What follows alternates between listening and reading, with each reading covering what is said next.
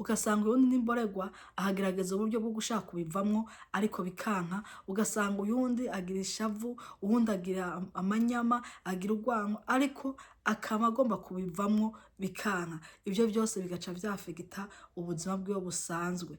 Ivyo vyose rero ugasanga ari bikorwa vy'umwijima bigenda bikorwa ku buzima bwiwe. Ivyo vyose rero bigasaba yuko, kuko kenshi hari Imana yahamagaye ngo bashaka gufasha abantu kubagira ama deliverance ariko baravyica. Rero deliverance Imana ishaka gukorera abantu bayo nuko umwe wese akwiye kuja ahantu akabanza akitahura, akamenya intege nke ziwe aho ziri, ndetse akamenya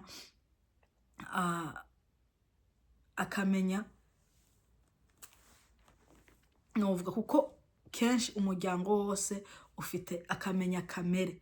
Hari kamere usanga umuntu afite arizo kamere rero nizo tutagenda yinjiranamwo. Ugasanga umuntu afite kamere yase kurekura. Ugasanga umuntu afite kamere yo kuvuga urusaku, ugasanga hariho kamere umuntu yo kuvuga abandi nabi, ugasanga ufite kamere yo kugenda uratyoza mwene so kandi abantu mukaririmbana, abandi mukasengana, ariko abandi ugasanga afite kamere y'inzigo, abandi kamere y'ishavu, abandi kamere noneho za kamere zose zanditse mu Bigalatiya. Ugasanga ntizigeze kuvaho, ndetse ugasanga uracakora ibyaha ariko ukumva ushaka kubivamwo ariko bikanka. Rero ivyo byose bimwe ugasanga biva muri za karande zageze zikurikirana imiryango. Mwico gihe rero kwitandukanya navyo nukugerageza uburyo bwose bwo kwihana neza. Kwihana si kugira ngo wature, oya si ukwatura. Ukwihana no kwihana ukabiheba, ahubwo ukagwara intambara yuko wabiheba. Mwo gwara intambara yo kubiheba nuko uvuga uti nifuza guheba kubesha. Ni kandi za kamere ntuge ngo ni ibintu usanga ari ibintu umva nitwatu usanga umwana dutoya ariko turya tukaguma tugusubiza inyuma. Ugasanga ntiwigeze ukizwa neza, tukubikugora kwinjira neza mu Mana ngo ukizwe. Mwo kubikugora mu kwinjira neza mu Mana ngo ukizwe ni bigutuma bigusubiza inyuma, kandi bigatuma Satani aronka uburyo bwo kwama gufatiramo. Ugasanga urarakara, urashavura, ufite inzigo, ufite ishari, wabona uwundi mwene se ahezagiwe, wabona yambaye neza ntumve kunezero no kwambara neza, wabona umenga afite ikindi kintu yarose ntumve unezerewe, wabona mu muryango wawe hari umeze nk'ukize ukamugirira ishari. Ivyo byose nta handi biva, ni za kamere zikomoka ku miryango mwagiye muvukiramo. Urazi ko mwagiye muvukira mu miryango idakijijwe. Hari benshi bumva tubivuga uku ntihashe gutahura, ariko vyiza nabasaba yuko mukwiye gutahura, kuko byose bigenda bigora isi, bigenda bigora abantu, bigenda bigora abantu mu itorero ni ibinyene. Kuko abantu baraza mu ishengero bakaza batigeze bakizwa, umuntu agenda akabatirizwa, yamara kubatirizwa akabona ko amaze gukizwa, akaja muri korale, yamara kuva muri korale agatanga umutwaro wagende abe umukozi w'Imana, ariko atigeze akizwa. Niba abandi bashika imbere bakica umurimo w'Imana. Ariko uyu munsi ijambo ry'Imana riraga kutubwira ngo dukizwe neza, ahubwo tuzuke, dupfe na Kristo, ariko tuzukane na Kristo. Kurya gupfa rero nuko dukwiye gupfa ku vyaha, ariko abantu ntabwo bapfa ku vyaha. Za kamere ziravyuka, zamara kuvyuka gumukora ivyaha. Rero niyo mpamvu ukwiye kurondera mu mizi, hahandi mu mizi aho vyapfiriye, hanyuma ugahaguruka ukagwana navyo. Wamara kumenya aho bipfiriye, ugahamagara Uwiteka Imana yo mwijuru ikaza ikakubohora. Ugafata umwanya ukwiye wo gusenga, ugasenga Imana ikakubohora, ukatura neza, ukatura imbere y'Imana, Imana ikaza ikakubohora, ugaca utangura urugamba wo kugwara intambara zo gutinya icaha n'igisa naco. Wumva hari akantu gatoya wakoze ukumva uyinze kubw'ico caha, ahubwo ukagwana no kusaba Imana imbabazi. Iyo niyo ntambara umuntu w'Imana muri kino gihe akwiye kugwana nayo. Tugwana intambara yo kugwana nibi na biriya, ahubwo tugwana intambara yo kugira ngo dukizwe neza. Kuko nimbuzi yuko ugifita kamere, ndababwira bene data nta juru rihari. nta juru ufite. Kandi mu Bigalatiya ijambo ry'Imana tubwira yuko abantu bose bagikora ivyo bintu nta juru bafite. Rero mwene data nimba uzi ko ukiboshwe ukabohwa n'ivyo vyose, ndababwiza ukuri Imana yo mw'ijuru muri iyi minsi yaje kubohora abantu baboshwe n'izo kamere bafashwe bakazikwa, Satani akabazika akabahindurira impwemu y'Imana akabashiramwo impwemu yiwe ku buryo abantu bakora ivyaha umengo ntagifashe. Rero abiteguye, umuntu wese yiteguye, umuntu ari maso akumva ico ijambo ry'Imana rivuga, uwo Imana iramubohora. Turazi neza Imana yahagurukije abakozi benshi kugira ngo baze bakore ico gikorwa, ariko baravyishe bakabikora mu buryo butari bwo. Abantu bakaza ngo bariko barasengera abantu, ariko bagenda bifatira, bishakira amafaranga, bishakira indamu. Ariko Imana uyu munsi yahagurutse kugira ngo ubwayo yibohorere abantu bayo.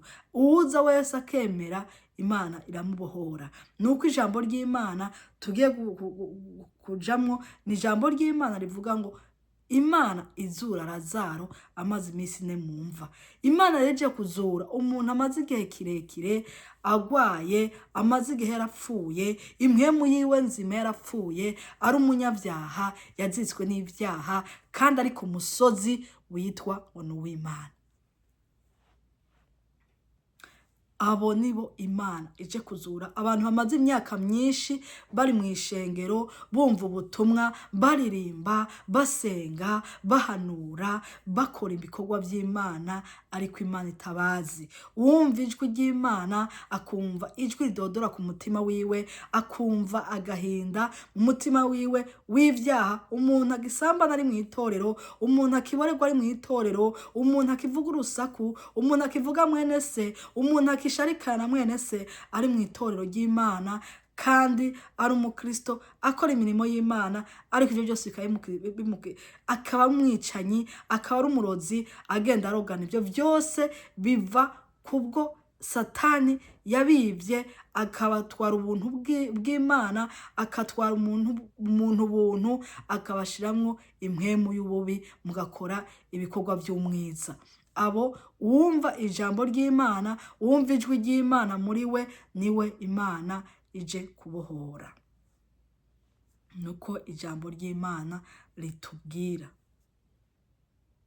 Abandi n'abandi bamaze igihe kirekire bari mu bugwayi, ubugwayi busanzwe bw'umubiri, n'abandi bafite ubugwayi bw'ubuzima bwabo bwa misi yose, barondera ntibaronke, ibintu byabo vyazitswe. Nabo uyu munsi bari muri iyo nzira, Imana ije kubazurira ivyabo, kandi ije kuzura ubuzima bwabo.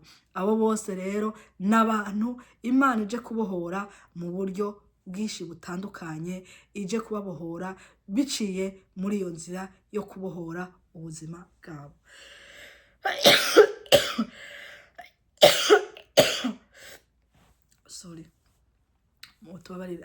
Muri ico gihe n'abantu Satani yaje akatwara umugisha wabo biciye mu buryo butandukanye tugenda turumva.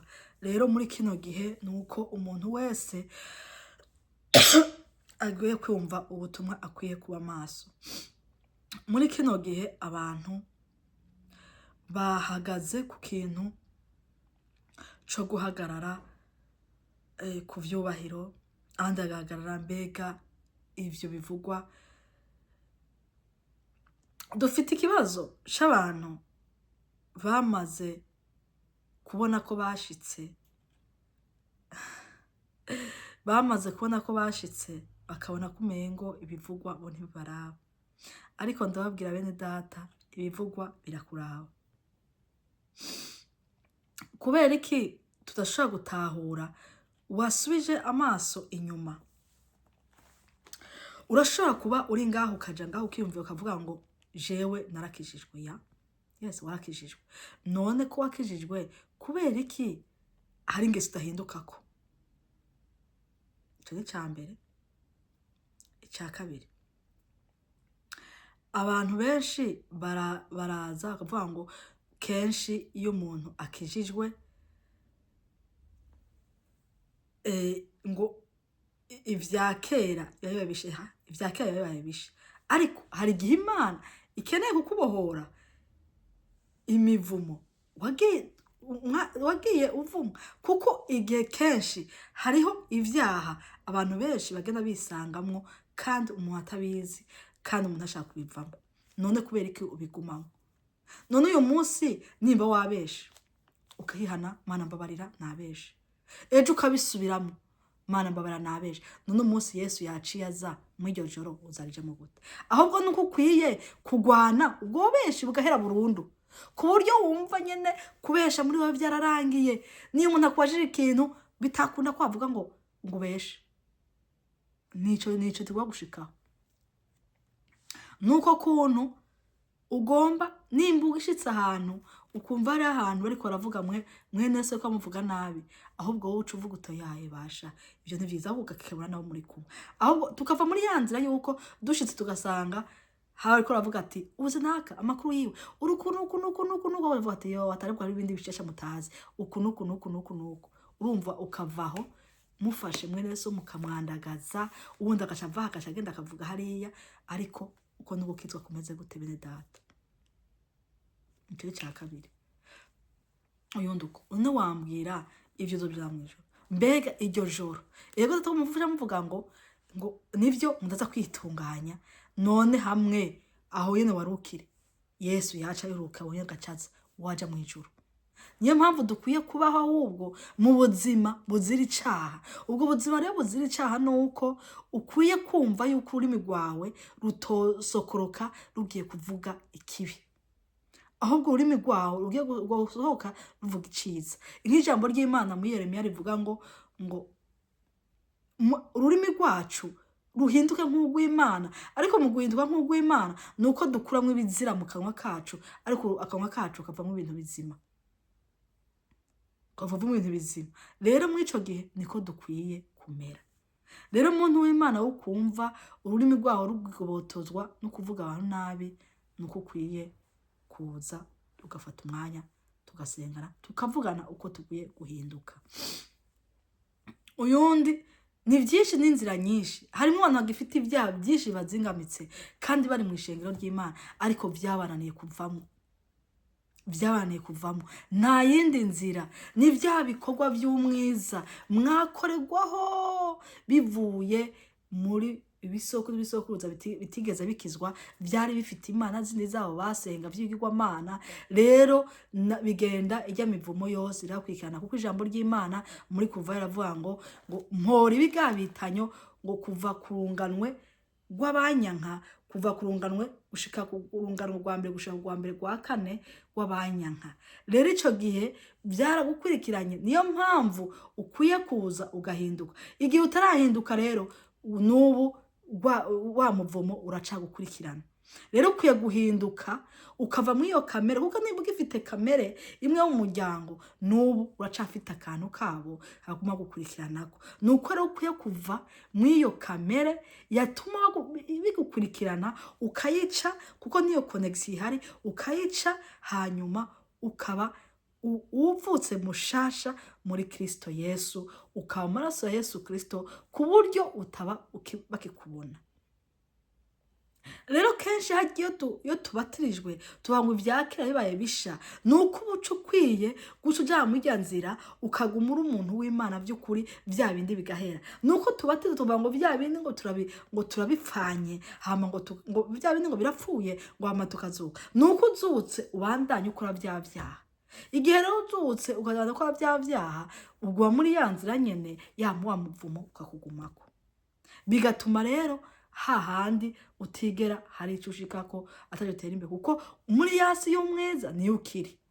Rero dukwiye kuza muri data ukava muri yasi y'umwiza ari ukaguma mu muco, kuko urumva muri yasi y'umwiza niyo ukiri ariko ntava mu muco. Hano mu ijambo ry'Imana hatubarira ngo turazi neza yuko abigisha babwiye Yesu baramubwira ngo nugenda ngo ntuzi ko bakwishe, ngo ntuzi ko basho kwica, ngo nubara kwica. Umvize icyo Yesu yabishuye.